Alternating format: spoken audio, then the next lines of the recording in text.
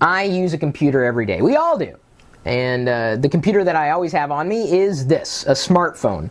I have an iPhone. You might have an Android device, a Palm device, a Nokia, a Windows Phone 7. It doesn't really matter what you might have in your hand. There's one thing that probably concerns you, and that's battery life. So we've written an article detailing how you can save your battery from draining throughout the entire day. How to conserve battery life specifically with your iPhone. But if you don't have an iPhone, the article could still come in handy.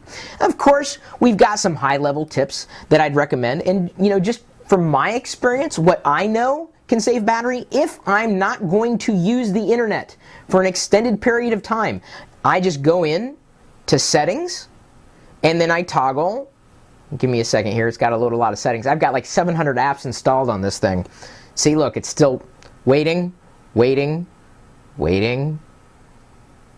See that? It's a crash. Way to go, Apple. Let's open settings again. There we go. It finally pulled up. See, and if you thought that I was just a fanboy, they have problems too.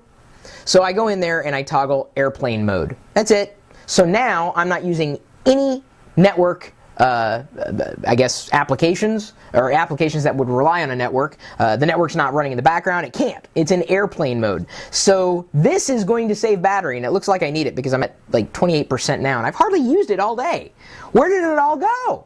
It could have been that there's an app running in the background that's that's sending traffic back and forth on the network. So by putting it in airplane mode, when you know you don't need it, and that's assuming that you don't take calls, and I've talked about this before. The funny thing is, I have this phone, and I use it for everything but for talking to people.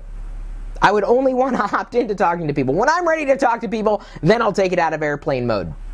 If I want to save battery. If I'm doing nothing but taking photos or recording movies or videos on the iPhone or phone in general, by going into airplane mode, I'm saving juice. Another thing you could do, of course, is toggle Bluetooth. That's not as much of a deal with iPhone 4S, specifically with Bluetooth 4.0 support, which is really a low power drain, specifically with that version of Bluetooth.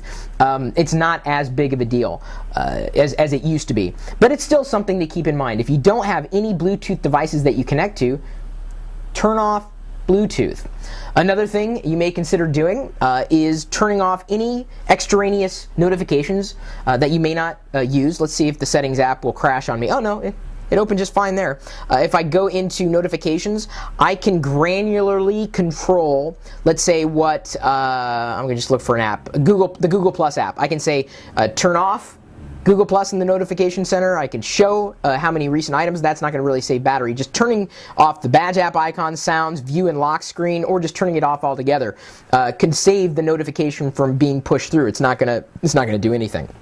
So turning off notifications will help. Specifically, any kind of notification that's tied into an app that relies on location services. This is another potential big battery drain. And you can tell if the app uses, or if you've allowed the app to use a notification service, if you see like an arrow pointing up and to the right in today's, let's see if I can get a little closer there.